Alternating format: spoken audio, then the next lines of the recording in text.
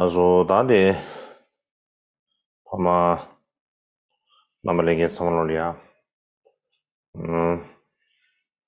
다시베 섬지 쇼하다 섭지도 아니 다들 이제 Chciałbym 망고 rozpocząć od powitania Was wszystkich.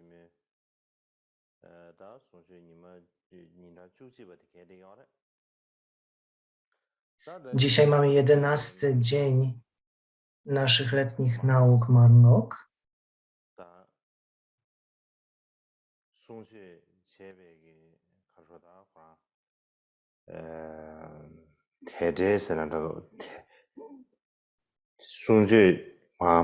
제단으로 들다요 뉴산에 하는 바지 그도 당보데 마도베 그도 니버디 시야용 스마레 제자나 그도 당보디 그도 주비네야 아니 디디 Jeśli popatrzymy na to, jak te nauki dotąd przebiegały, to wydaje mi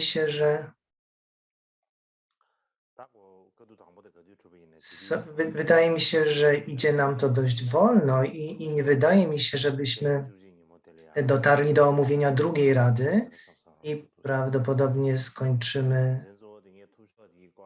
prawdopodobnie na pierwszej radzie buddyjskiej.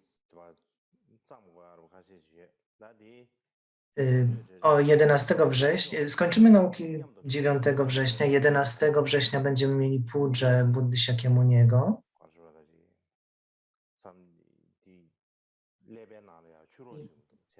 Bardzo dużo zajmowałem się przygotowaniem tej Pudży na 11 września i dlatego bardzo trudno jest mi skupić się na przygotowywaniu tych nauk. Obecnie spędzam większość czasu przygotowując nauki.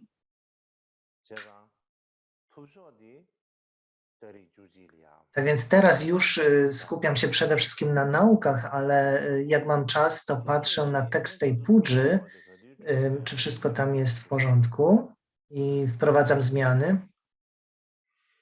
Więc będziemy na razie kontynuować nauki, aż dokończę omawianie pierwszej rady buddyjskiej i prawdopodobnie na tym skończymy tegoroczny cykl nauk.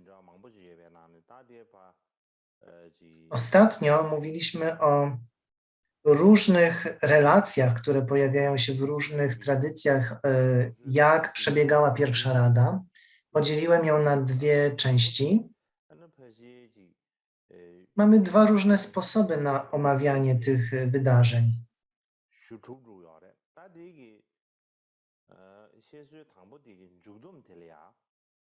Chciałbym, żebyśmy pierwszy sposób omawiania, czy pierwszą tradycję omawiania, żebyśmy przynajmniej to skończyli. Jak już wspomniałem poprzednio,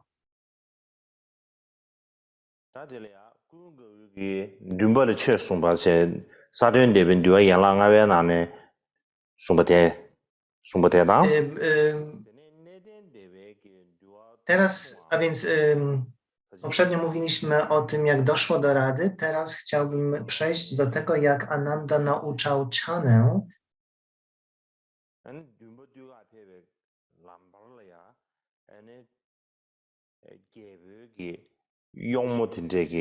I omówimy to, w jaki sposób Chana został okiełznany.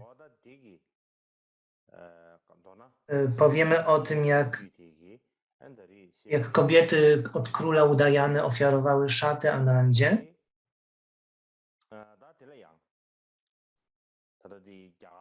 Więc okiełznanie czy ujarzmienie Chany będzie zakończeniem omówienia pierwszej rady według pierwszej relacji. Więc indyjski uczony Goyal, S.R. Goyal, mówi, że według niego najważniejszym w ogóle punktem, czy najważniejszym rezultatem pierwszej rady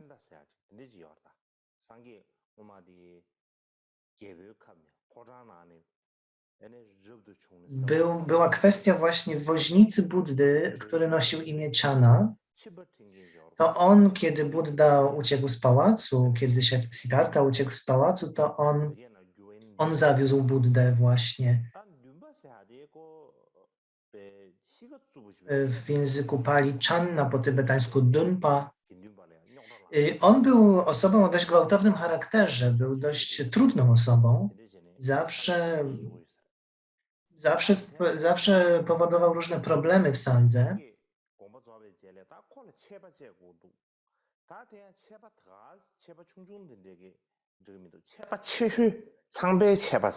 Kiedy Buddha odszedł w nirwanę, nałożono na Chanę karę. I nie była to byle jaka kara, ale tak zwana kara Brahmy, najwyższa możliwa kara. W sanskrycie to jest Brahmadanda. I ustalono, że Channa zasługuje na najwyższą karę. Dlaczego? Dlatego, że mimo, że został bikszu, to miał naprawdę trudny charakter. Lekceważył, czy wręcz gardził pozostałymi członkami sangi. Był niezwykle dumny. I z tego powodu trzeba było podjąć jakąś decyzję i nałożyć na niego jakąś karę. I postanowiono nałożyć na niego najwyższą karę. Karę Brahmy, tak zwaną.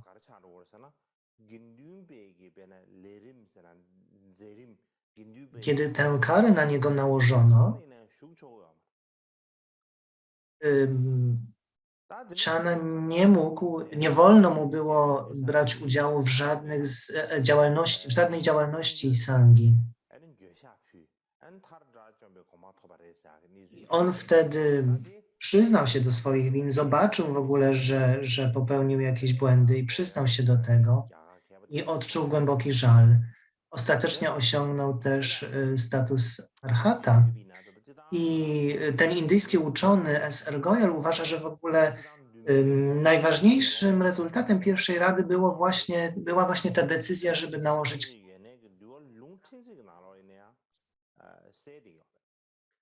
W tekście, w tybetańskim tłumaczeniu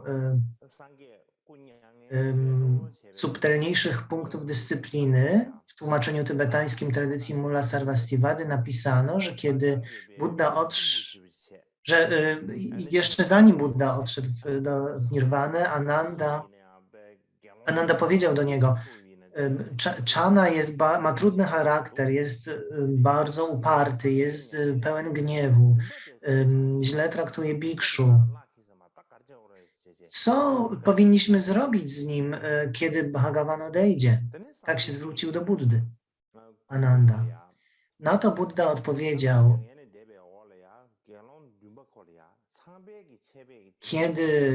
kiedy ja odejdę, należy nałożyć na niego karę Brahmy, czyli najwyższą możliwą karę. I kiedy to się stanie, obudzi się w nim takie znużenie światem, znużenie samsarą i o to chodzi. Kiedy pojawi się w nim ten smutek i to znużenie, wówczas Katyayana powinien przekazać mu instrukcję. Szlachetny Katyayana powinien przekazać mu wskazówki i to jest powiedziane w tybetańskim przekładzie tekstu subtelniejsze punkty dyscypliny Vinaya Kshudraka-vastu.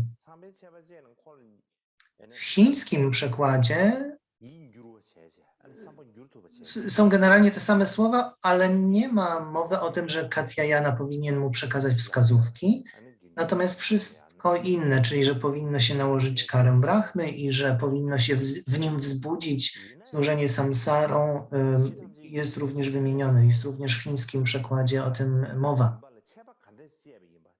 W Vinai Mulla Sarvastivady nie ma w Vinai Mulla Sarvastivady nie ma bardzo jasno opisane, w jaki sposób Channa tak naprawdę został ukarany.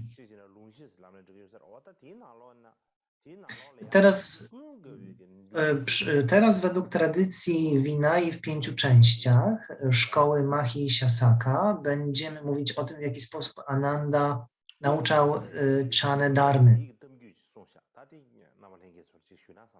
Więc opowiem wam historie, które tam są przytoczone, w jaki sposób Ananda, można powiedzieć, okiełznał umysł Channy.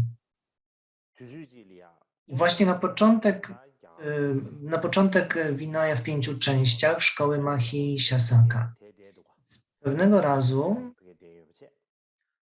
w mieście Kaushambi w Indiach przebywał właśnie Bikshu Chana, który bardzo był pełen gniewów i był bardzo zły na sangę. I zawsze powodował problemy i bardzo źle traktował wszystkich członków sangi. Miał niesamowity w sobie gniew. Więc sanga po prostu z tego powodu nie była w stanie przebywać w spokoju. Nie było spokoju w sandze. Więc kiedy zakończyło się odosobnienie monsunowe, jeden z bikszu udał się do Mahakasyapy i powiedział do niego, że Chana powoduje przeróżne problemy i nie możemy z nim przebywać. Mahakasyapa natychmiast wezwał Anandę, ponieważ wszystkie najważniejsze problemy były zrzucane na Anandę. I powiedział do Anandy, Mahakasyapa powiedział do Anandy, powinien udać się do Kaushambi i ukarać Chanę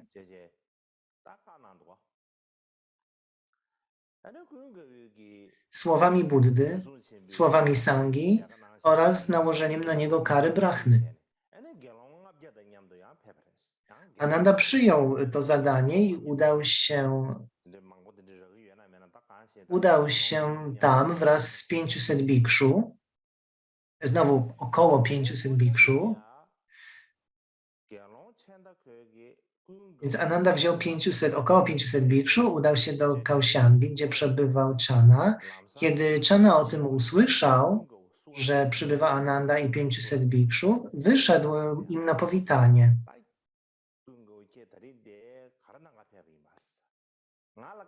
I witając się, zapytał go, dlaczego tutaj przybyliście?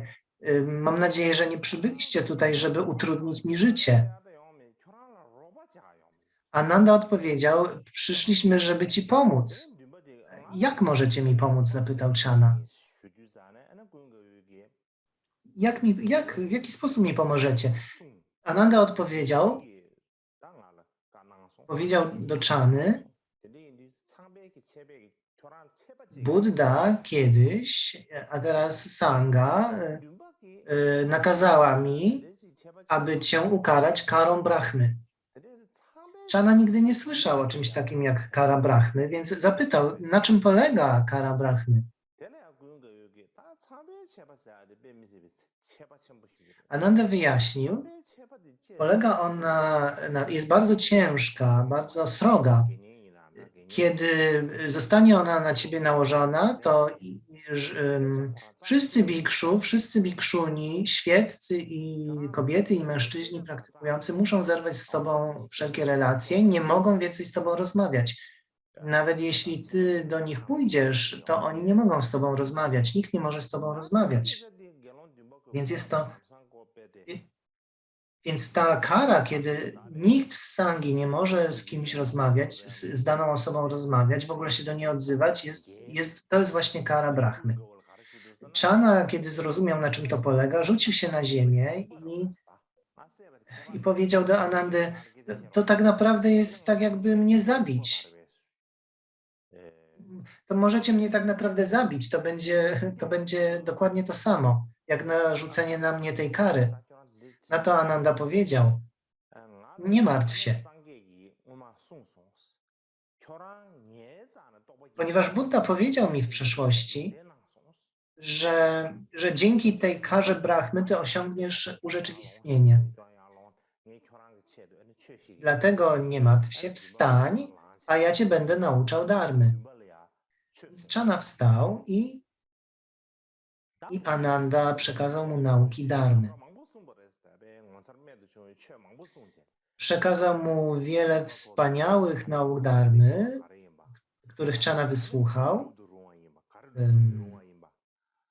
Mówił mu, na czym polegają czyny pozytywne, na czym polegają czyny negatywne, co należy robić, czego nie należy robić, w jaki sposób usunąć splamienia i osiągnąć osiągnąć takie nieskazitelne oko dharmy, które nie jest niczym przesłonięte. I dzięki tym naukom właśnie Chana osiągnął status arhata i tak to jest opisane w 5-częściowej Vinai. Natomiast w tekście Kantaka z tradycji Theravady mamy nieco bardziej rozbudowany opis tej sytuacji i jest nieco dłuższy o tym, jak Chana został ujarzmiony. Więc jest to inne spojrzenie na te same wydarzenia.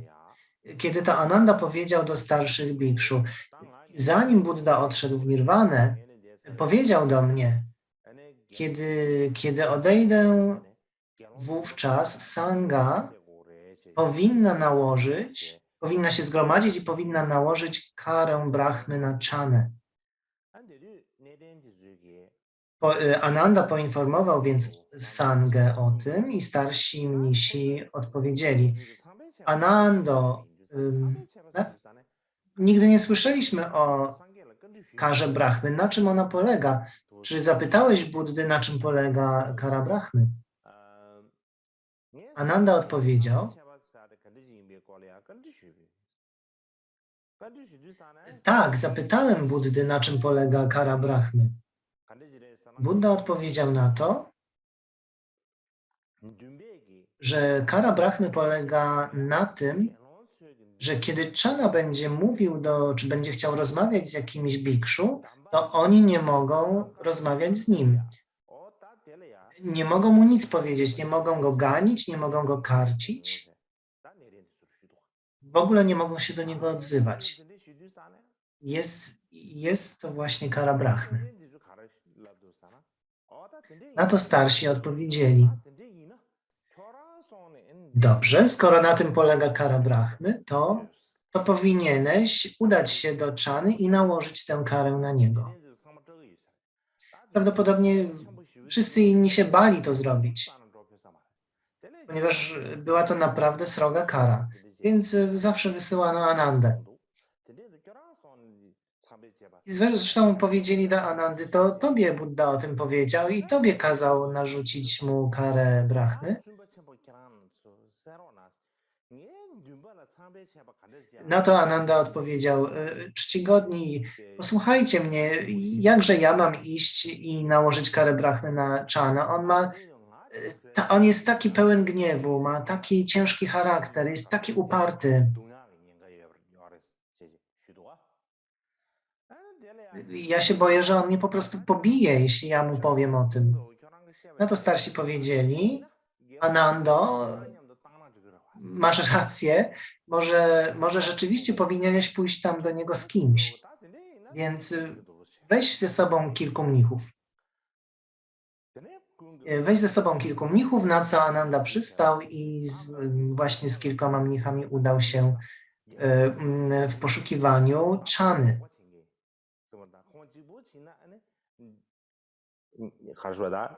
No i znowu, więc musiał ze sobą wziąć grupę bikszu. Znowu teksty tutaj mówią o 500 bikszu. Więc ponieważ Ananda się bał i wszyscy się bali, że Chana może go pobić, więc wysłano z nim innych bikszu i znowu teksty mówią, że 500. W jednej relacji mówimy o 500, w innej o 120 mnichach, którzy udali się z Anandą.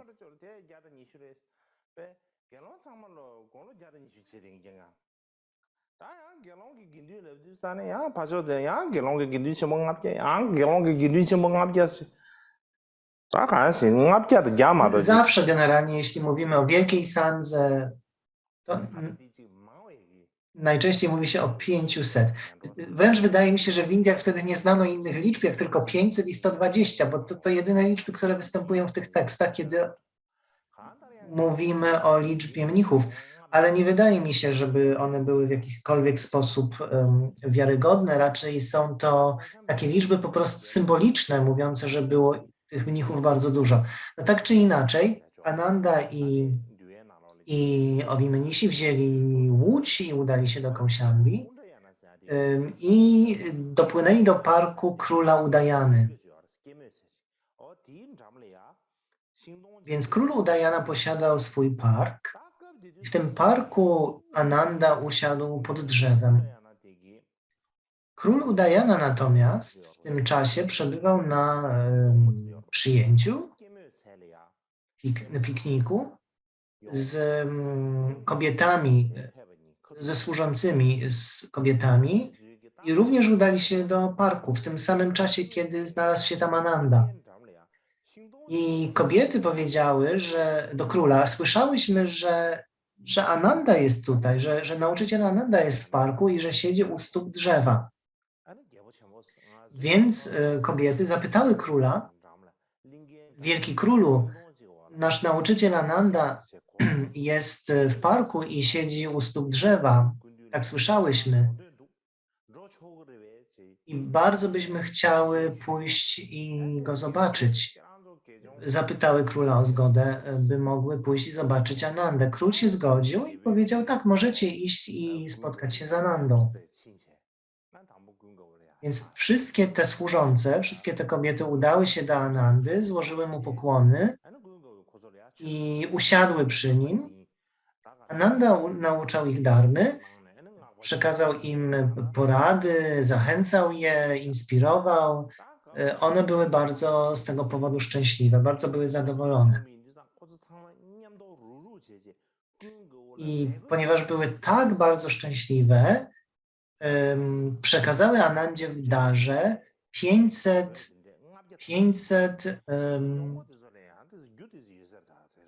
przekazały materiał na 500 szat dharmy, na uszycie 500 szat dharmy.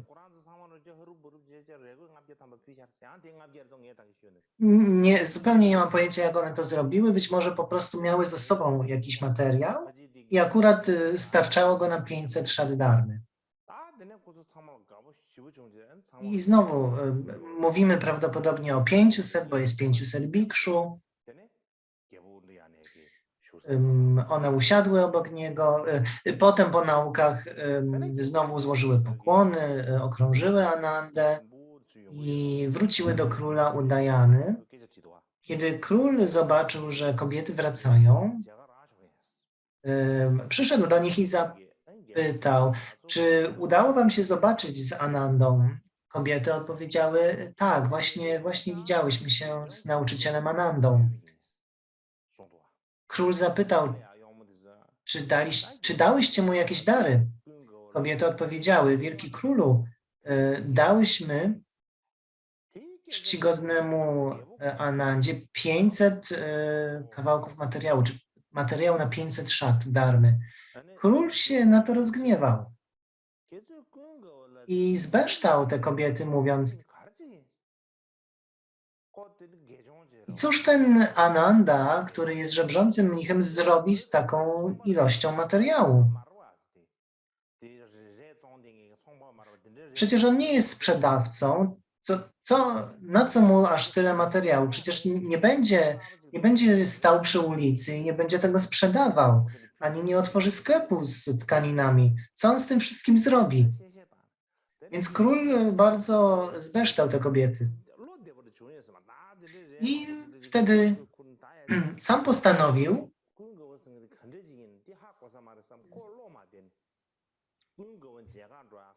król w ogóle nie mógł pojąć, co Ananda mógłby zrobić z tymi wszystkimi szatami, z tym materiałem.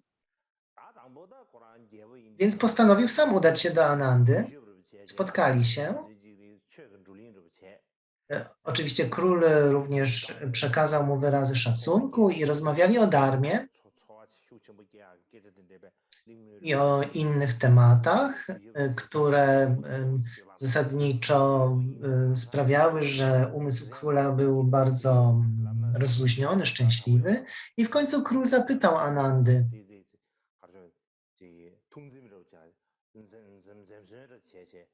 więc najpierw rozmawiali o różnych sprawach, ponieważ król nie chciał tak wprost pytać Anandy o te szaty. Ale w końcu na zakończenie rozmowy przeszedł do sedna i zapytał: Anando, czy kobiety ode mnie były tutaj? Tak, tak, wielki królu. Twoje służące rzeczywiście tutaj były.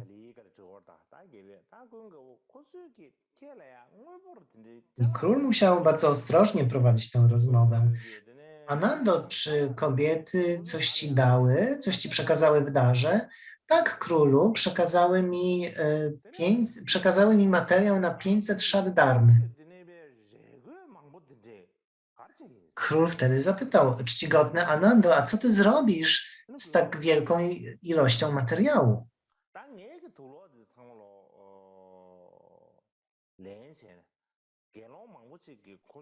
Wielki królu, wielu mnichów, wielu bikszu ma stare szaty, które są podarte, są znoszone, więc dzięki tym darom od tych kobiet, to będę mógł im przekazać i dać im nowe szaty. Król zapytał, a wówczas Anando, co oni zrobią ze swoimi starymi szatami? Co zrobią ze starymi szatami, kiedy ty im dasz nowe?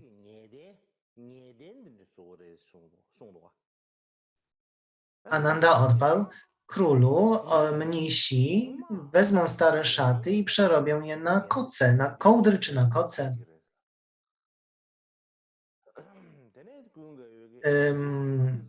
A w takim razie król zapytał, a co zrobią ze starymi kołdrami, kocami? Ananda odpowiedział, że zrobią z nich poszewki. Zrobią z nich poszewki na materace. A co będzie, jeśli te materace, czy te stare poszewki na materace, co oni z nimi zrobią? Na to Ananda powiedział, że przerobią je na maty, czy na dywany. A co się stanie z dywanami starymi, jeśli ty im dasz, jeśli zrobią z nich nowe? Przerobią je na ręczniki do wycierania stóp. A co zrobią ze starymi ręcznikami do wycierania stóp? Przerobią je na takie ścierki do wycierania kurzu. A co będzie, jeśli te ścierki do wycierania kurzu będą już nieużyteczne? Wówczas królu oni je potną na małe kawałki, zmieszają je z ziemią i z tej ziemi i tych kawałków zrobią z nich podłoże, taki jakby tynk, czy taką okładzinę na podłoże. Więc tak król go wypytywał i w końcu król Udajana zrozumiał, że synowie Siakiów rzeczywiście używają wszystkich przedmiotów bardzo dobrze, nie niszczą ich, nie wyrzucają ich, nie używają ich byle jak, ale używają ich dokładnie tak, jak one powinny być użyte. Więc król, jak po tej rozmowie, sam postanowił przekazać Anandzie jeszcze dodatkowo 500 kawałków, czy materiał na 500 kolejnych szat darmy. Więc w sumie Ananda otrzymał materiał na 1000 szat darmy i taka jest właśnie ta historia opowiedziana o tym, jak najpierw służące, a potem król przekazali Anandzie materiał na 1000 szat. Dlaczego o tym mówimy? Dlaczego przytaczam tę historię? Dlatego, że dzisiaj bardzo ważna jest ekologia, bardzo jest ważne, żebyśmy dbali o środowisko. I używamy tak wielu różnych rzeczy, wielu różnych przedmiotów. I tak naprawdę, gdybyśmy się zastanowili, czy my tak naprawdę potrzebujemy tych wszystkich rzeczy. Mamy tyle przedmiotów i bez większości moglibyśmy się obyć. My ciągle mówimy, tego mi potrzeba, ciągle coś kupujemy i mamy mnóstwo rzeczy ze sobą. A zwykle nawet nie zdajemy sobie z tego sprawy, ale jeśli czasem zdarzy nam się, że musimy się gdzieś przeprowadzić, wtedy nagle mówimy, jak to się stało, że ja mam tyle rzeczy, tyle przedmiotów. I wtedy pojawia się no naprawdę zmartwienie, co z tym wszystkim zrobić, jak to się stało, że ja tyle tego mam i co z tym teraz zrobić. Więc wtedy dobrze jest popatrzeć na takie historie, jak ta, którą teraz opowiedziałem, jak mnisi żyli, jak gospodarowali swoim wszystkim tym, co mieli, jak dobrze wykorzystywali te wszystkie rzeczy, nie marnowali niczego, niczego nie wyrzucali i od nich możemy się uczyć.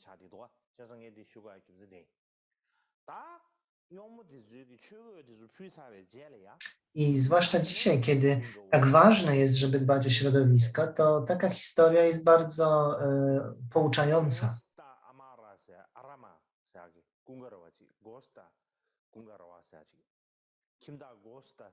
Dobrze, więc dalej Ananda i 500 bikszu dotarli do klasztoru Gosita Arama. Kiedy tam dotarli, ten klasztor przygotował tron dla Anandy. Pewnie nie był to jakiś wielki tron, być może tylko poduszka,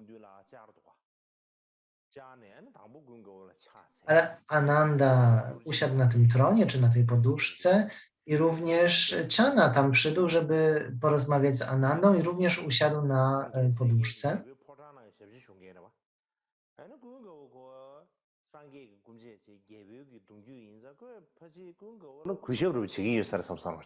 Więc, pamiętajmy, że Chana był woźnicą, więc kiedyś służył w Pałacu Królewskim w Kapilavastu i w związku z tym miał do Anandy szacunek. I w związku z tym Chana okazywał Anandzie większy szacunek niż innym bikszu. Kiedy tutaj, więc on również tutaj mu się pokłonił, usiadł przy nim i Ananda zwrócił się do Chany. Chano, Sangha postanowiła nałożyć na ciebie karę Brahmy. Na czym polega ta kara Brahmy? Zapytał Chana. Nikt wcześniej o tym nie słyszał. No, jest Chano, Ananda powiedział, Chano, ta kara polega na tym, że kiedy ty będziesz chciał rozmawiać z jakimś bikszu albo bikszuni, oni nie wolno im do ciebie się odzywać, nie wolno im zwracać na ciebie uwagi, nie wolno im doradzać, nie wolno im tobie doradzać, ani dawać wskazówek. Kiedy Chana usłyszał to powiedział do Anandy, ale Anando, jeśli mnisi nie będą mogli do mnie mówić, ani dawać mi wskazówek, to właściwie mogliby mnie zabić, to wyjdzie na jedno. I był tak przepełniony żalem, rzucił się na ziemię i nie był w stanie się podnieść. Ale Ananda nałożył karę Brahmy na niego i Chana miał w związku z tym wiele trudności. Również świeccy go ignorowali. Wszyscy uczniowie Buddy ignorowali go. Ignorowali go i bardzo wiele problemów to sprawiło Channie.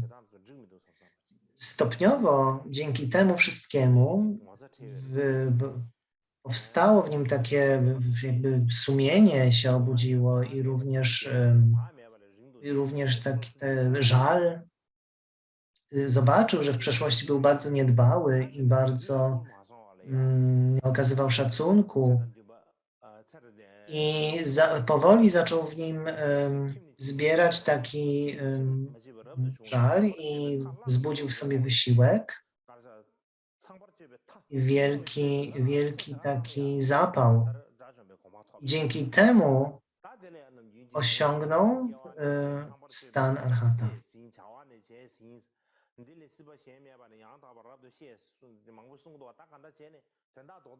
Więc praktykował prostolinijne postępowanie, wyzwolił swój umysł, osiągnął stan arhata. Kiedy to się stało, poszedł do Anandy i powiedział mu: Ananda, osiągnąłem stan arhata. Czy w tym momencie nie powinno się już ze mnie zdjąć tej kary Brahmy? Bo kiedy jesteś w tym stanie, kiedy ta kara jest na siebie nałożona, to wszyscy cię ignorują i jest bardzo trudno, bardzo ciężko. Czy nie powinno się już ze mnie jej zdjąć? Na to Ananda odpowiedział: osiągnąłeś stan arhata i w momencie, kiedy to się stało, kara została z ciebie ściągnięta. Teraz możesz już mieszkać i żyć z resztą sangi.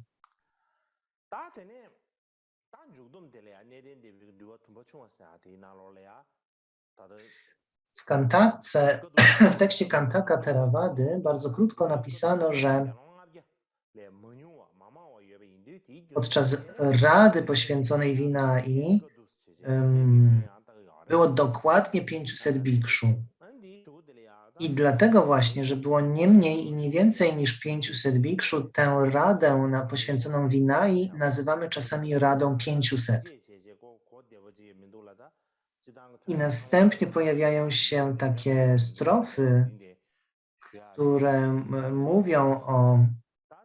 streszczają pierwszą radę, ale bardzo trudno jest to przetłumaczyć, więc na razie to pominę.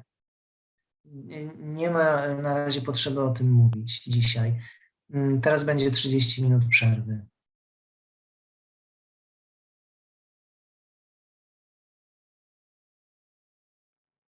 다시함리야,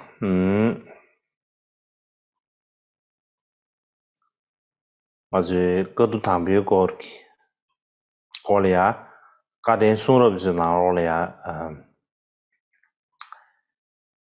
시수 미러에 배난다, 시수 담보디 시수며 왕도 땅에, 다시 주인이 Mamy kilka różnych relacji na temat pierwszej rady buddyjskiej i do tej pory omawiałem według pierwszej relacji, a teraz przejdziemy do drugiego sposobu patrzenia na te wydarzenia, drugiego typu relacji. I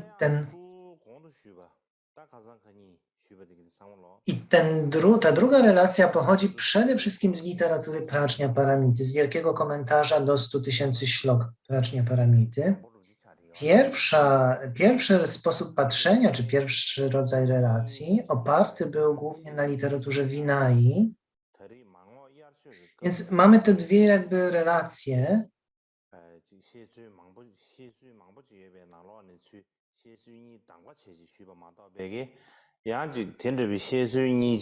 I to nie jest tak, że zawsze się tak naucza, że jest podział na te dwa rodzaje relacji. To ja na potrzeby tych konkretnych nauk tak to podzieliłem, żeby najpierw opowiedzieć o relacji według literatury Vinai, a potem według relacji, według tekstów Prajna Paramity, czy komentarzy do Prajna Paramity.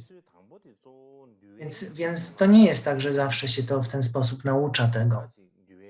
Więc pierwsza relacja to przede wszystkim było właśnie Vinaya, literatura Vinai i tam braliśmy pod uwagę Vinaję w 4 częściach. Ze szkoły Dharma Gupty,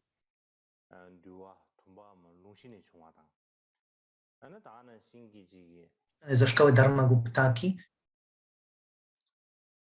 Potem była Vinaya w 5 częściach ze szkoły Mahishasaka i do tego dodałem jeszcze Kantakę ze szkoły Theravady. Więc to wszystko, to były jakby takie dodatki do tego podstawowego przekazu 4-częściowej Vinai.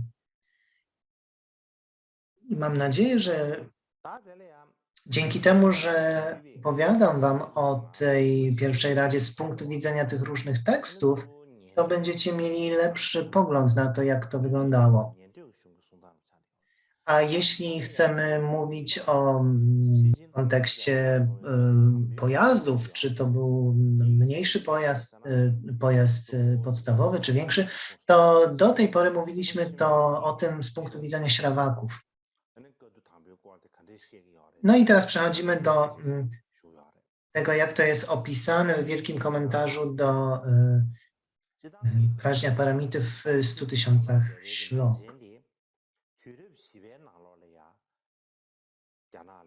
Ten wielki komentarz został przetłumaczony w IV wieku na język chiński.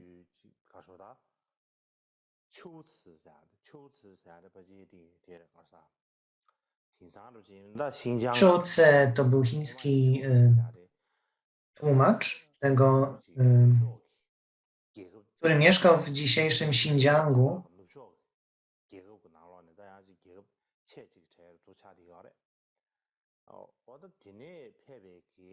W jednym z wielkich zachodnich królestw Chin. I po chińsku Zhuce nazywało się to miejsce i stamtąd pochodził tłumacz, który przetłumaczył ten wielki komentarz.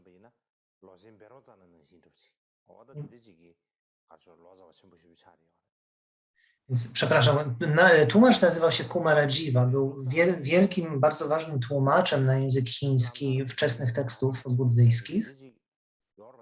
Pochodził właśnie z zachodnich Chin.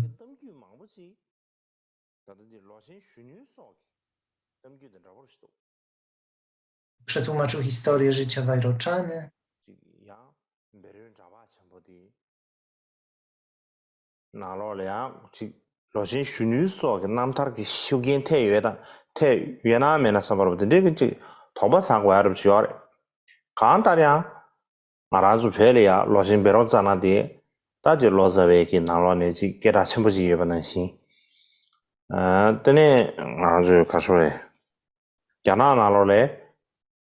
I w Tybecie wielkim, takim bardzo znanym, wczesnym tłumaczem był Vairochana.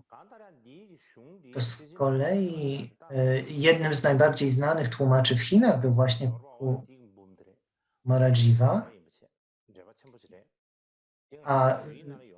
A ten wielki komentarz do 100 tysięcy to jest komentarz do Prajna Paramity w 100 tysiącach ślok, przypisywany na Garjunie. Nie mamy go w języku tybetańskim, ale i jest do dzisiaj taka kontrowersja, czy rzeczywiście Nagarjuna go napisał, ale tak przyjmujemy. Więc teraz przejdę do tego tekstu i opowiem, jak tam przedstawiona jest pierwsza rada.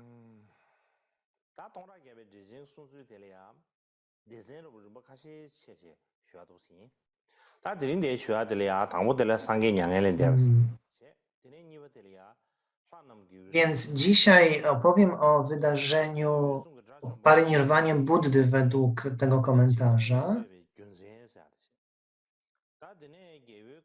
Potem będzie o tym, jak Mahakasyapa zbierał wszystkich arhatów, dlaczego musiało być ich 1000.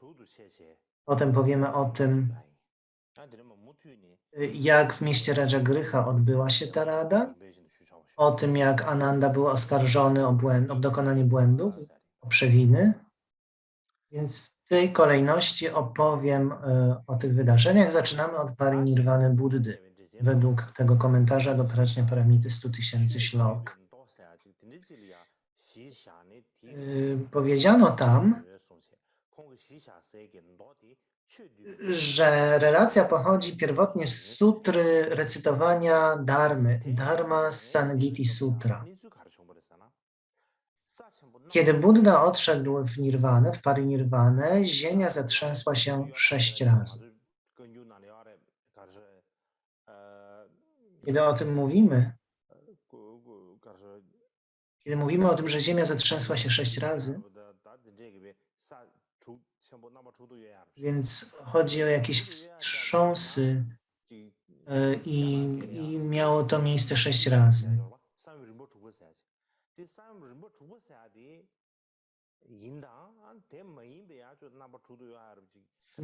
W niektórych tekstach mówi się o 6 rodzajach takiego trzęsienia ziemi. Nie wiem, czy ona się zatrzęsła 6 różnych, czy to były 6 różnych trzęsień, czy po prostu 6 razy, ale rzeczywiście było trzęsienie ziemi, ale to trzęsienie ziemi nie zraniło żadnych istot.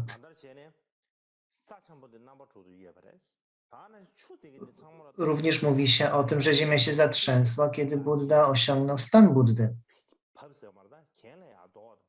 Teraz również rzeki zmieniły swój bieg i zaczęły płynąć odwrotnie. I również zerwał się wielki wiatr. To są wszystko znaki, oznaki, kiedy Buddha osiągnął parynirwanę. Ze wszystkich 4 kierunków napłynęły ciężkie czarne chmury, były błyskawice, pioruny. Pojawiła się nagle burza gradowa, gradobicie, meteory spadały ze wszystkich kierunków z nieba. Również wszystkie lwy i wszystkie takie drapieżne zwierzęta zaczęły ryczeć. Bogowie oraz ludzie zawodzili w pełni żalu.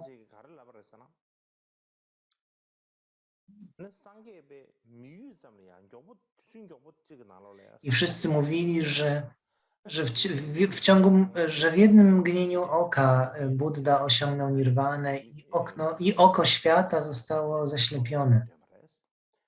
W tym czasie tak ludzie mówili, tak zawodzili.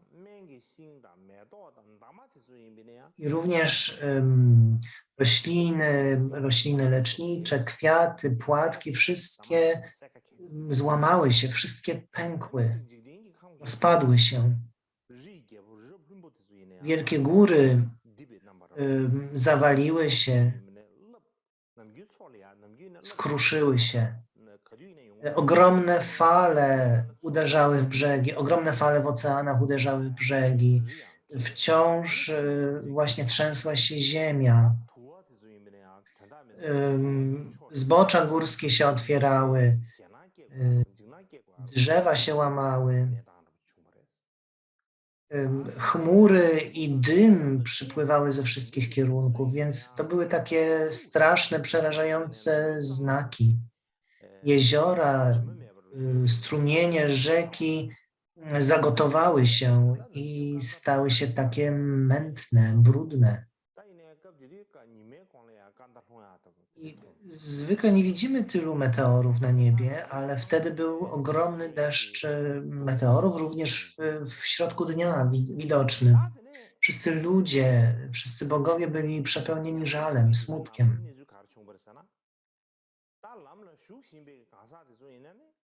Natomiast ci, którzy praktykowali, ci, którzy byli na ścieżce, również oni odczuli ogromny żal, ogromny ból, nie wiedzieli, co powiedzieć.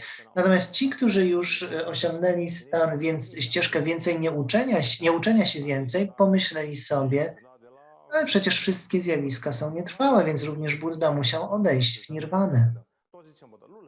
Więc w sumie bogowie, ludzie, jakszowie, rakszasowie, gandarwowie, garudowie, maharadżowie, nagowie, wszyscy odczuli wielki smutek. Natomiast było w tym czasie już wielu arhatów, czyli takich, którzy byli wolni już od narodzin, starzenia się, choroby i śmierci. I oni mówili, czy myśleli, i tutaj nie przetłumaczyłem tego tak dosłownie, ale mniej więcej oni sobie myśleli, że przekroczyliśmy wielkie rzeki pożądania zwyczajnych istot. Jesteśmy wolni od narodzin, starzenia się, choroby i śmierci, ale widzieli, że istoty, które są cały czas niewolnikami tych skandh, agregatów, to jest tak, jakby były uwięzione w takim gnieździe 4 węży. Więc ci wszyscy arhatowie myśleli sobie, a więc dzisiaj odejdę w nirwanę. Nie ma czasu do stracenia, dzisiaj odchodzę w nirwanę. Więc ci arhatowie, którzy mieszkali w pustelniach górskich, w lasach, nad rzekami, na brzegach jezior, w dolinach, tak jak tego zapragnęli, puszczali przywiązania do tego życia i odchodzili w nirwanę. I w związku z tym w tym samym czasie, kiedy Buddha osiągnął parynirwanę, również ci wszyscy archaci odeszli w nirwanę, niektórzy z nich odlecieli w niebo, lecieli, niektórzy z nich ujeżdżali chmury jak łabędzie i wiele tego typu cudów pokazywali. I te wszystkie cuda inspirowały w wielu istotach wiarę. I kiedy to się stało, kiedy ukazywali te cuda, to potem odchodzili, umierali i odchodzili w nirwanę. I wielu arhatów tak zrobiło.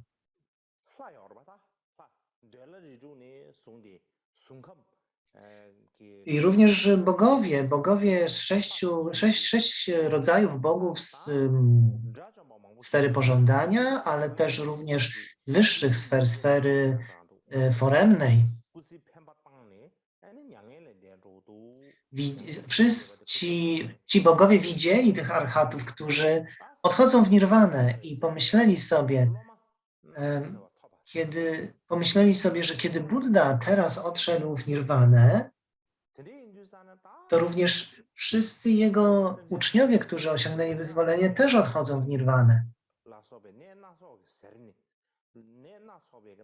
Natomiast ci, którzy nadal są na ścieżce, cierpią na skutek różnych chorób, na skutek pożądania, gniewu i ignorancji. Natomiast ci wszyscy duchowi nauczyciele, mistrzowie, starsi, którzy są jak lekarze, oni odchodzą i już ich nie ma. Więc jak to będzie w przyszłości? Kto będzie leczył? Gdzie będą? Nie będzie tych lekarzy. Nie mówimy o zwykłych lekarzach, mówimy o lekarzach, którzy wyzwalają z choroby iluzji. Wszyscy ci uczniowie, którzy byli jak kwiaty lotosu, wyrastające z takiego oceanu niezmąconej, ogromnej pradżni, jak te kwiaty lotosu więdną i rozkładają się. Obłoki dharmy rozpuszczają się, rozwiewają się. I wielki słoń pradżni odszedł, umarł i również dzieci tego słonia odchodzą. Znikają, w związku z tym to miejsce, ten świat jest pozbawiony przywódców duchowych. Nie ma ani Buddy i również wszyscy arhaci odchodzą. Więc co się stanie z tym światem? Nie będzie tu już nikogo, kto mógłby przekazywać prawdziwą dharmę.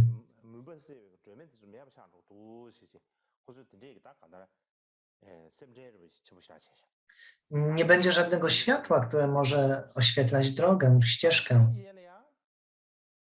Tak myśleli bogowie. Tak myśleli bogowie o tej sytuacji.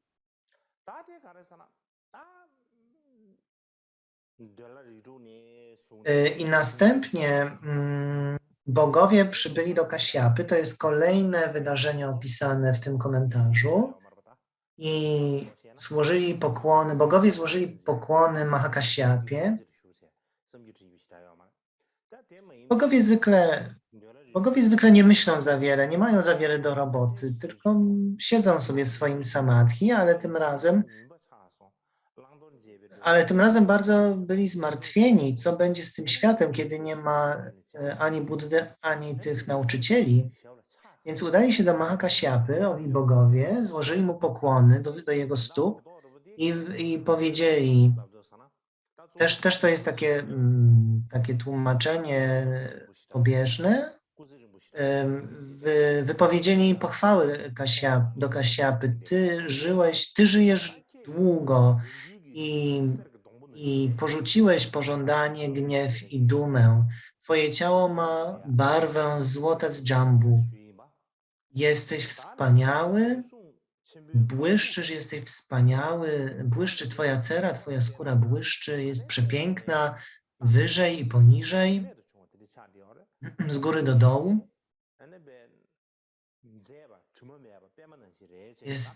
Chodzi o to, że Kasjapa był piękny, przystojny, miał piękną cerę, piękną skórę i bogowie go chwalili. Powiedzieli też, że jego oczy są piękne, czyste jak lotos. I potem bogowie powiedzieli do Mahakasjapy, Czy ty wiesz, co się dzieje? Jest naprawdę straszna sytuacja. Okręt Dharmy tonie. Miasto Dharmy rozpada się. Ocean Dharmy wysycha. Sztandar Dharmy jest opuszczony. Światło Dharmy gaśnie, a nauczyciel przekazujący Dharmę odszedł. Jest coraz mniej ludzi praktykujących i będzie ich coraz mniej. I coraz więcej ludzi złych, nikczemnych będzie miało władzę. Więc to jest czas, żeby kierować się miłością i współczuciem i to jest czas tu i teraz, żeby zasiać prawdziwą dharmę, żeby ustanowić prawdziwą dharmę. Tak powiedzieli bogowie i to była taka prośba do Mahakasiapy, którego myśl była wtedy taka nieskazitelna i niewzruszona, jak wielki ocean.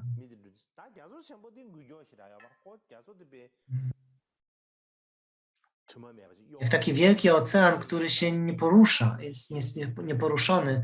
Jego myśl była właśnie taka spokojna.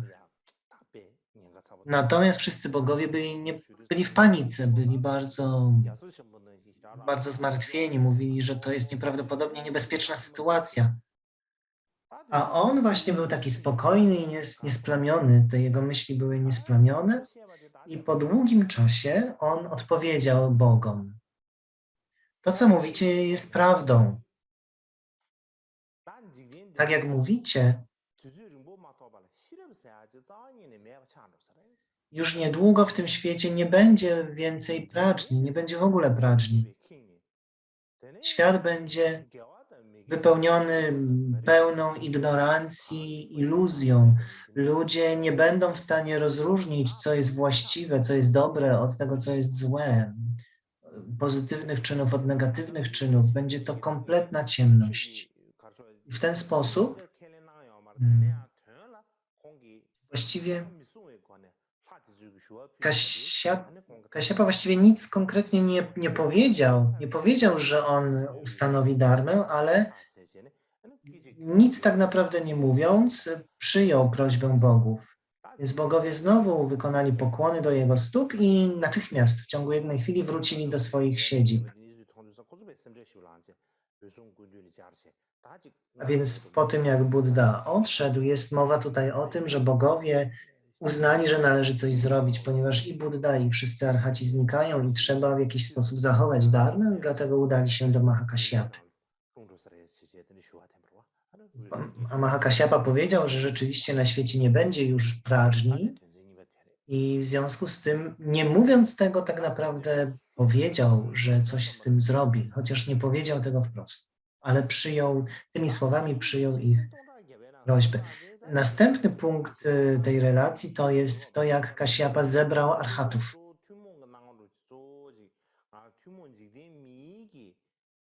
Ten komentarz do Prajna Paramity jest inny od relacji z Vinai.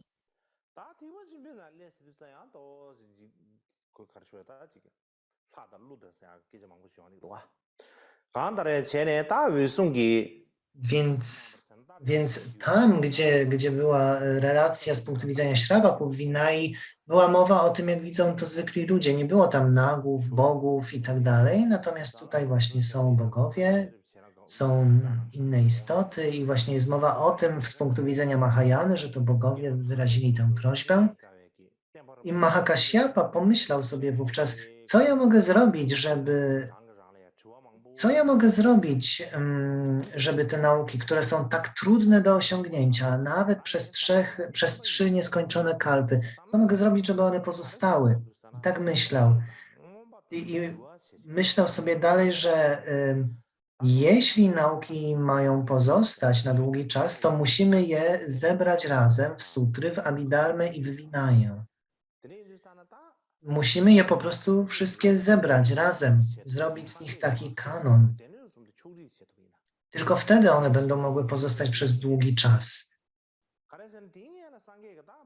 Jeśli tak zrobimy, jeśli jeśli te nauki pogrupujemy w takie 3 kosze, ludzie w przyszłości będą nas za to chwalić.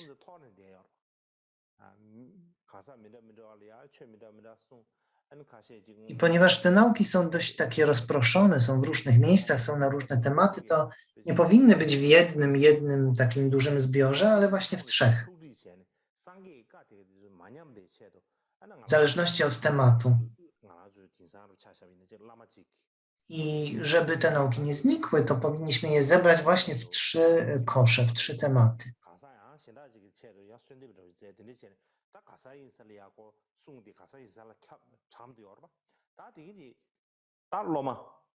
양도 전타로 예denge지 데이드 상황을 주루 체제 에는 숨붐 마 부디 장가 체제 마드야죠 어디 디서 체제 딱 거도 세야디 상계가 숨 가사라면을 숨샤베 최디 상황을 주루 To 체제 jest podobnie jak dzisiaj Lamowie również swoje nauki wygłaszają i potem ich uczniowie zbierają je w różne takie tak zwane dzieła zebrane, podzielone również na tematykę. I podobnie było z tymi 3 koszami wtedy. I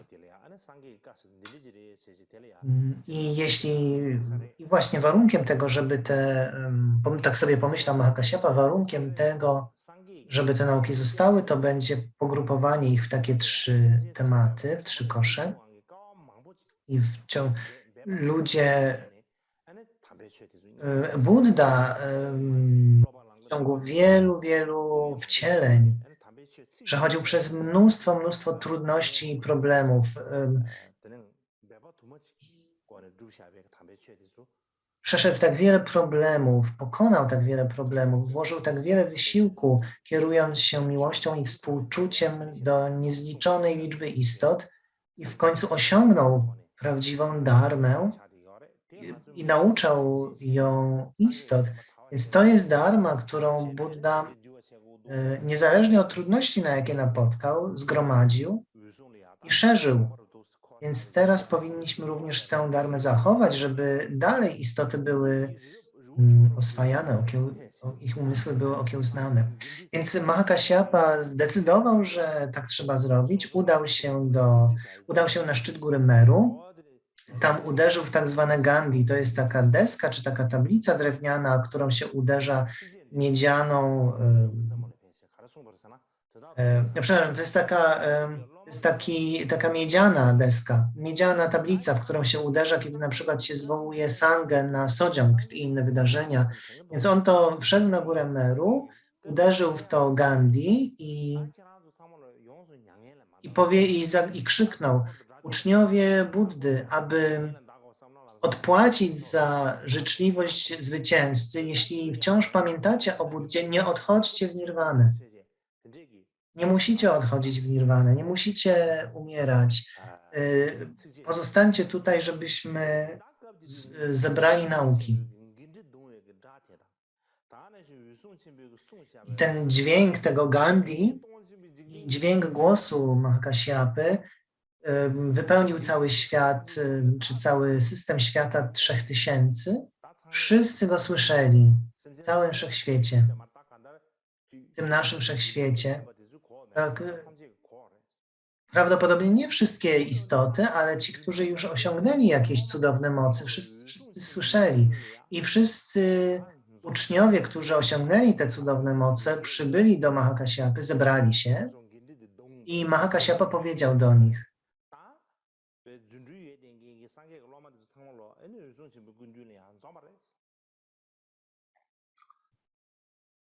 아까 디두산에 의존 친구기 대른 점에기 결혼도 줄 가르송도 사나 다 상계 때문에 냠로도 Mahakasyapa powiedział do tych wszystkich bikszu o cudownych mocach, którzy się zebrali, powiedział do nich: nauki Buddy znikają. I Buddha osiągnął, kierując się tylko i wyłącznie miłością do istot, osiągnął prawdziwą dharmę, zignorował wszelkie cierpienie i tyle przeszkód, tyle problemów i trwało to 3 ogromne kalpy. Potem Buddha odszedł w nirwanę, ale również ci uczniowie, którzy tak naprawdę znają dharmę, którzy ją podtrzymują, są w stanie ją podtrzymywać, są w stanie ją recytować, również idą w ślady Buddy i odchodzą w nirwanę. Więc Więc jeśli tak się stanie, że te nauki znikną, to istoty w przyszłości będą naprawdę warte ogromnego współczucia, ponieważ będzie ogromna ignorancja i iluzja na świecie. I dlatego, tak jak Buddha miał ogromną miłość do wszystkich istot, to również my powinniśmy tę dharmę dobrze jej użyć i podtrzymać linię przekazu dharmy, stworzyć 3 kosze i nie odchodzić w nirwanę jeszcze, ale najpierw właśnie sprawić, żeby ta dharma tutaj została, skompilować ją i dopiero potem możemy odejść w nirwanę. Jest taki tekst, który po chińsku nosi tytuł w tłumaczeniu Drogocenny zagajnik dharmy.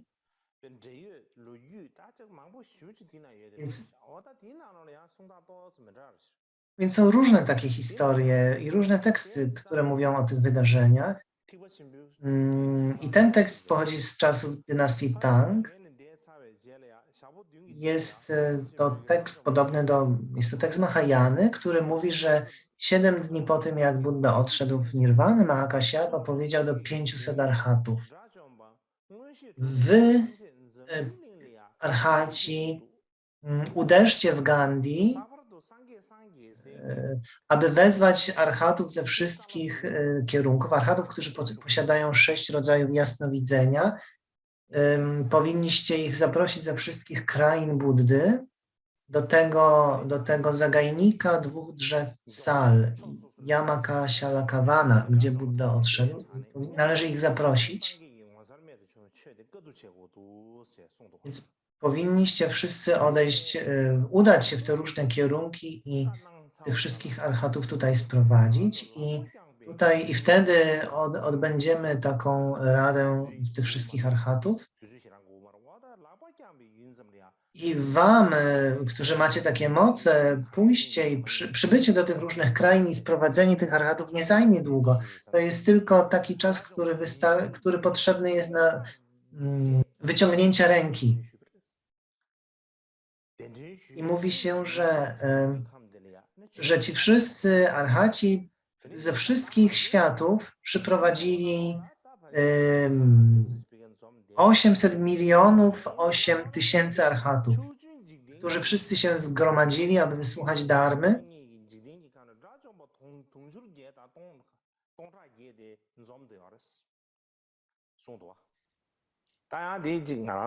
Inne teksty mówią o 880 tysiącach arhatów, którzy się zgromadzili. Mówimy tu o zupełnie innych wymiarach, światach czy wszechświatach.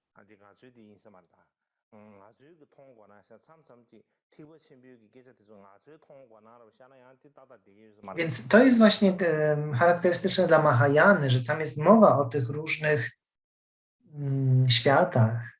Tam są również takie opisy, które trudno nam sobie wyobrazić, liczby ogromne, czy to, że na przykład ci arhaci zbierają się w takiej ogromnej liczbie w jednym miejscu. Nam jest to sobie trudno wyobrazić, ale to są właśnie opisy Mahayany.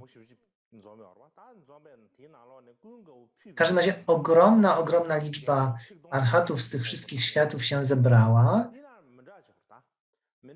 a spośród nich Mahakasyapa wybrał jedynie 1000 bikszu bez Anandy. Tak mówi ten chiński tekst, drogocenny zagajnik dharmy.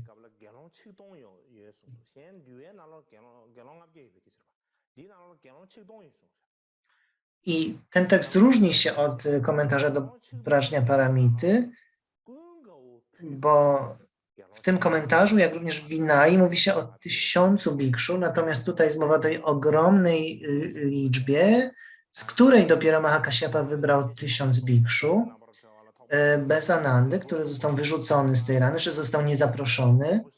Więc ci wszyscy arhaci posiadali 6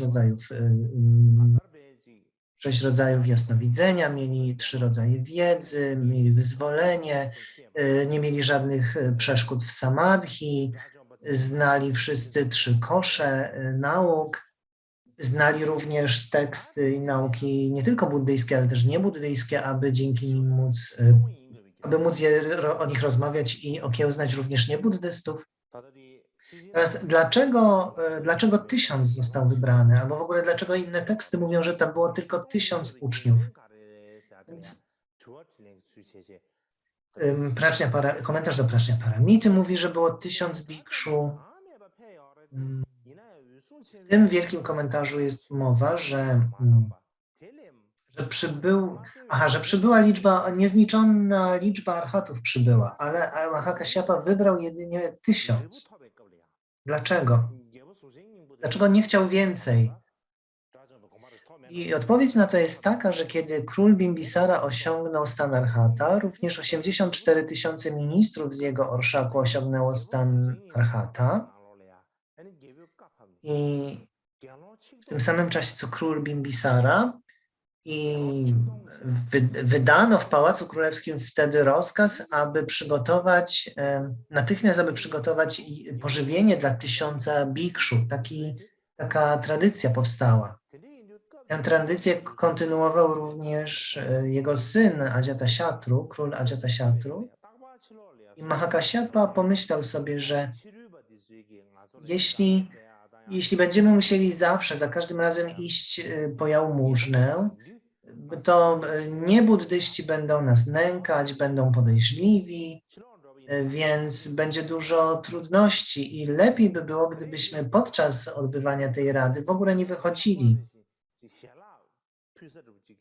Jeśli udamy się do Rajagryhy,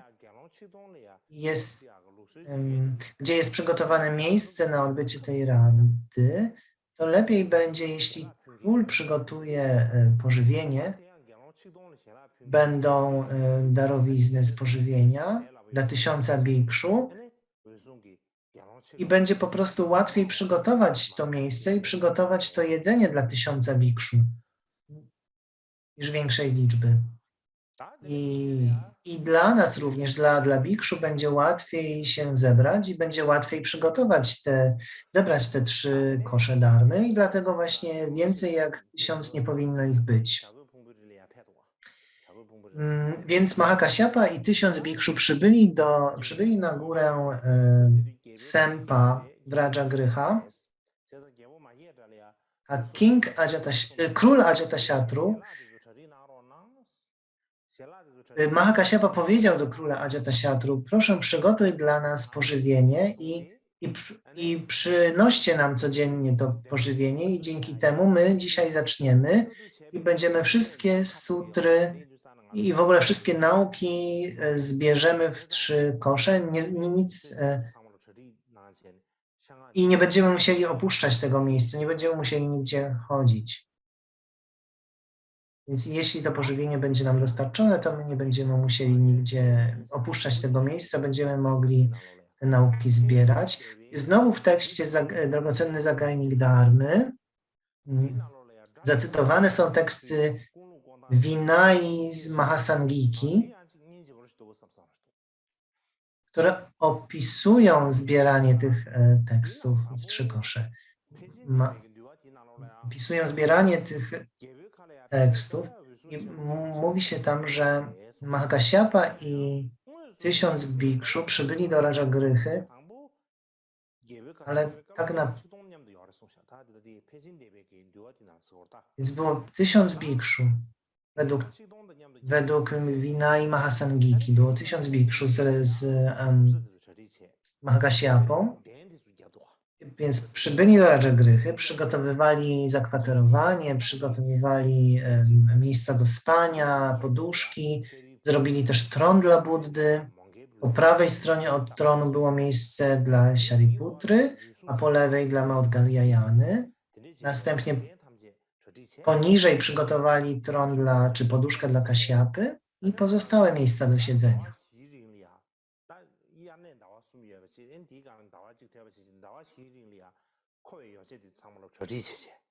Następnie przygotowali wszystko, co było im potrzebne, jedzenie na 4 miesiące. Więc Więc przez 4 miesiące nie chcieli w ogóle wychodzić, nie chcieli się z nikim kontaktować i spotykać i rozmawiać, więc żeby przez te 4 miesiące mogli być w tym jednym miejscu, więc poczynili przygotowania, żeby na 4 miesiące wszystko było gotowe. Przede wszystkim jedzenie, żeby było na 4 miesiące. To byli wszystko archaci. Jedni z nich słyszeli Vinaję raz od Buddy, jeden raz od uczniów Buddy. Byli też tacy, którzy słyszeli Vinaję 2 razy od Buddy, słyszeli ją 2 razy nie usłyszeli jej być może od Buddy, ale słyszeli 2 razy od uczniów Buddy, więc wszyscy oni wcześniej słyszeli Vinaję. Tak czy inaczej, kiedy zebrali się, powiedzieli, że musimy zaprosić arhatów, którzy mają 3 rodzaje wiedzy, 6 rodzajów jasnowidzenia, że słyszeli Vinaję 1 lub 2 razy od Buddy lub od jego uczniów. Takich arhatów musimy tutaj mieć, musimy takich tutaj zaprosić.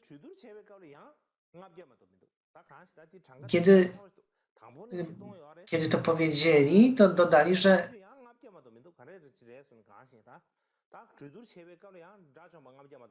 nie jestem pewny, jak to było, ale być może myśleli, że jest ich 1000, ale było tak naprawdę 500, a potem jeszcze stwierdzili, a być może 500 w ogóle nie było tam, ale nie brało udziału w naradach.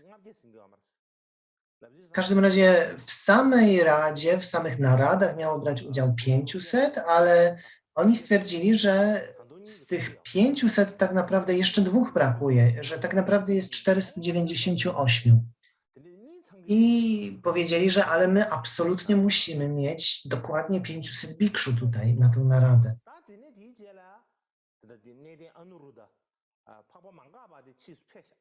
Starszy Aniruddha dołączy później, ale wciąż będzie brakowało jednego. Mamy 499 razem z nim. Więc pytali, kto powinien być tym jednym dodatkowym, którego nam brakuje? Co powinniśmy zrobić? Skąd go wziąć?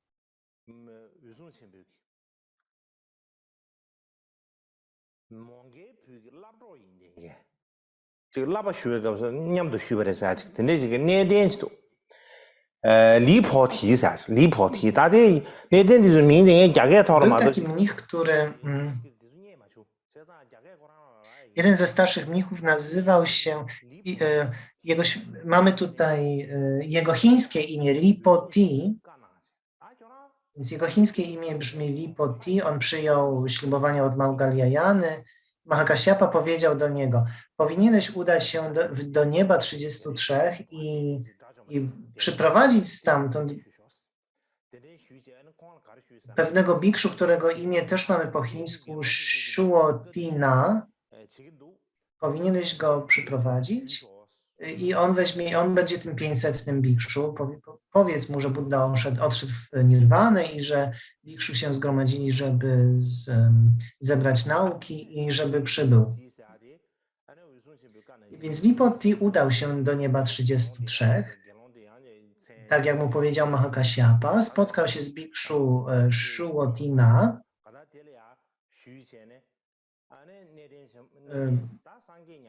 Powiedział do niego, Buddha odszedł w parynirwanę. Więc bikszu zebrali się i pragną zebrać wszystkie nauki Buddy i zapraszają ciebie. Ale kiedy ten bikszu w niebie 33 usłyszał, co się stało, ogarnął go wielki smutek i zapytał, czy Buddha naprawdę odszedł w nirwanę? Na to Lipoti odparł, że tak. I ten bikszu powiedział, że jeśli Buddha nadal przebywałby na świecie, wówczas na pewno bym przybył, ale teraz oko świata oślepło, więc nie przybędę. I powiedziawszy to w cudowny sposób wzniósł się w niebo i wszedł w tak zwane lustrzane samadhi i odszedł w nirwanę. Więc Lipoti wrócił do Mahakaśyapy, opowiedział mu, co się stało, że zaprosiłem go tak, jak prosiłeś, ale on był strasznie zasmucony, że Buddha odszedł i odszedł w nirwanę. Odszedł w nirwanę i nie przybędzie tutaj. Na to Mahakaśyapa powiedział, że Lipoti, ty w takim razie musisz się udać ponownie do nieba 33 i przyprowadzisz innego arhata, który, znowu jego chińskie imię tylko tutaj mamy, Jiao Fan Bo Ti, więc idź i przyprowadź tego arhata. I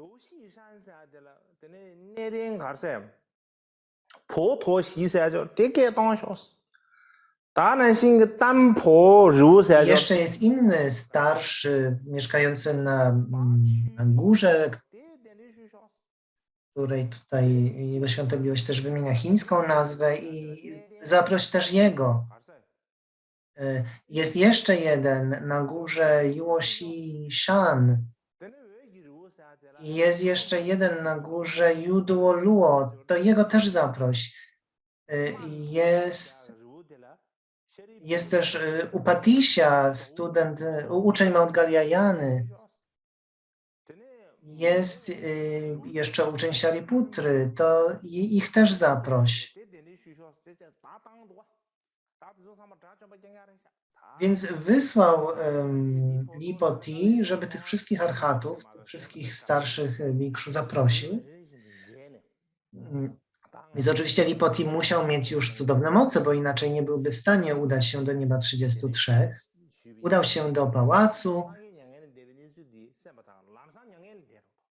ale wszyscy ci archaci, kiedy usłyszeli, że Buddha odszedł w nirwanę, sami odeszli w nirwanę. I wszyscy mówili, odpowiadali Lipoti, że nie, gdyby Buddha był na świecie, to byśmy przybyli, ale że Buddha odszedł, to nie przybędziemy.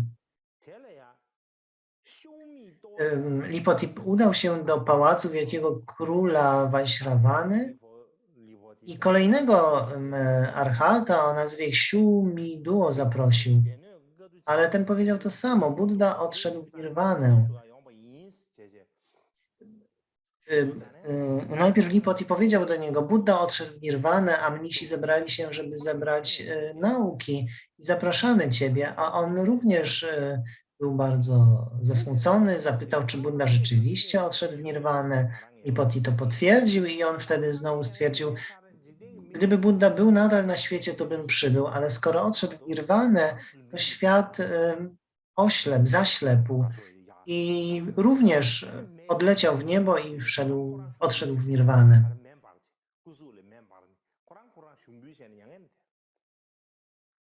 Jego ciało zamieniło się w ogień i odszedł. Więc ten Lipoti powrócił do Mahakaśyapy, do Sangi, opowiedział te wszystkie wydarzenia, te wszystkie rozmowy z tymi arhatami i Mahakaśyapa na to powiedział, Bikszu,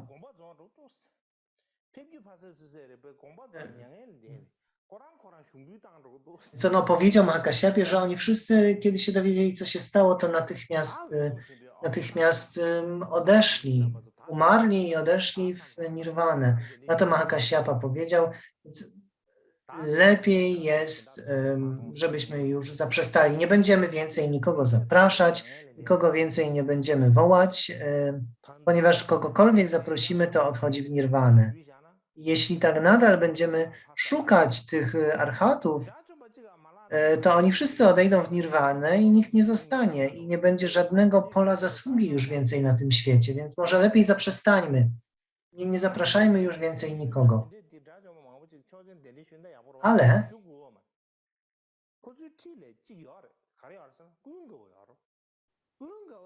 Ale jeden z bikszu powiedział, ale przecież jest jeszcze Ananda.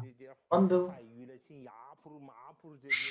Szukamy w tych niebach, w tych krainach bogów, szukamy arhatów, a przecież jest Ananda. Tamci nie tylko nie chcą przybyć, ale również odchodzą w nirwanę, a przecież tutaj jest Ananda jest tutaj. Ananda był tą skarbnicą Dharmy, ponieważ był asystentem Buddy. On usłyszał Dharmę bezpośrednio od Buddy. Przecież on jest tutaj, niedaleko. Mhm.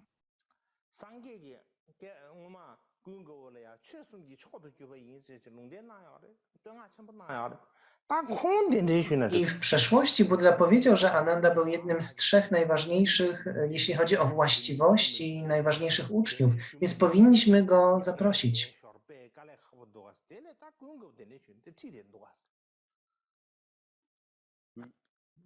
Więc dlaczego nie zaprosimy Anandy? Na to Mahakasyapa natychmiast powiedział, nie, to nie byłoby w porządku. Nie byłoby właściwe, żebyśmy zapraszali Anandę, bo on jest nadal na ścieżce. My jesteśmy już na tej ścieżce nie uczenia się więcej, a on ciągle się uczy. Jeśli zaprosimy, jeśli włączymy go w nasze obrady, w tę radę, to będzie tak jakby usadzić szakala pośród lwów. Więc to będzie tak jak taki szakal, czy taki pies, który siedzi pośród lwów.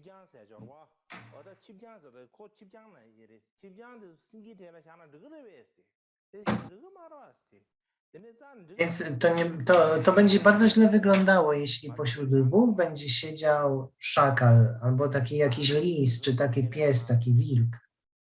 Więc nie powinniśmy go zapraszać. Mahakasyapa odrzucił tę propozycję.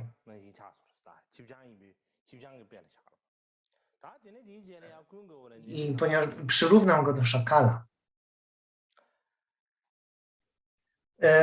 I kolejny fragment, kolejne wydarzenie, które jest opisane z punktu widzenia wielkiego komentarza, to są te oskarżenia wobec Anandy. Więc ci archaci spędzali 3 miesiące pory deszczowej, więc to było tak naprawdę odosobnienie pory deszczowej. Następnie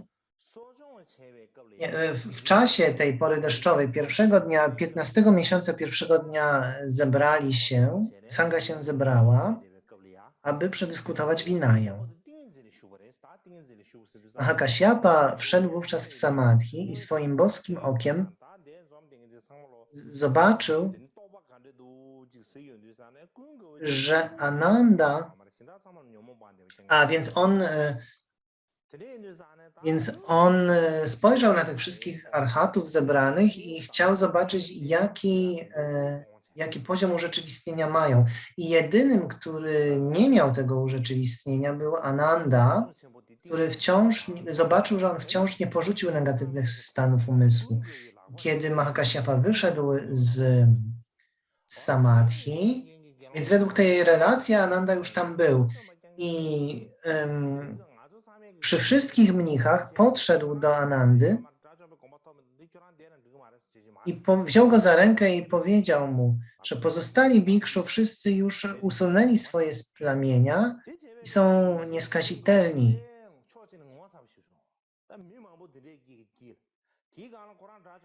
Kiedy Mahakasyapa to zrobił, Ananda poczuł się niesłychanie zażenowany. Był bardzo zażenowany, bo nie był arhatem.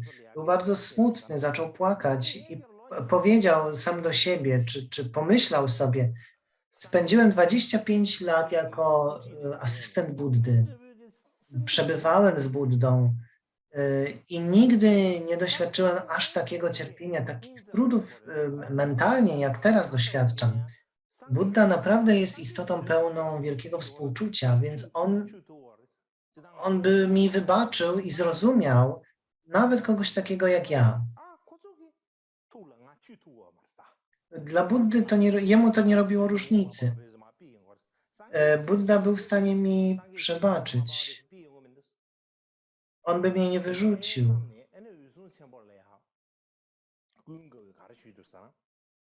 Więc tak myślał sobie Ananda i powiedział do Kasyapy: mam zdolności, mam praktykę. Jeśli dasz mi trochę czasu, to osiągnę rezultat arhata.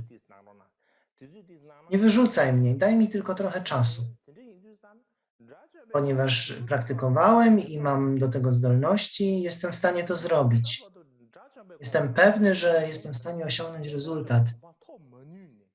Ale nie zrobiłem tego do tej pory. Wcale nie dlatego, że brakuje mi zdolności. Nie dlatego nie osiągnąłem jeszcze stanu arhata, ale po prostu musiałem służyć Buddzie. I gdybym osiągnął stan arhata wcześniej, no to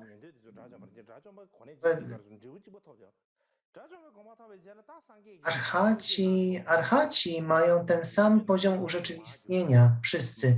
Więc gdyby miał osiągnął stan arhata wcześniej, to Buddha nie mógłby kazać mi niczego, nie mógłby nakazywać mi zrobienia takich czy takich czynności, nie mógłby mu usługiwać. Więc ja świadomie wcześniej nie porzuciłem tych więzów i świadomie nie osiągnąłem wcześniej stanu arhata, żeby móc służyć Buddzie. Ale ja mam wszystkie zdolności, wiem jak praktykować i jeśli dasz mi trochę czasu, to osiągnę stan arhata. I podczas kolejnej sesji opowiem o tym, jak Ananda osiągnął stan arhata. Pamiętacie, że były również te wszystkie oskarżenia, które Mahakasyapa wysuwał pod adresem Anandy.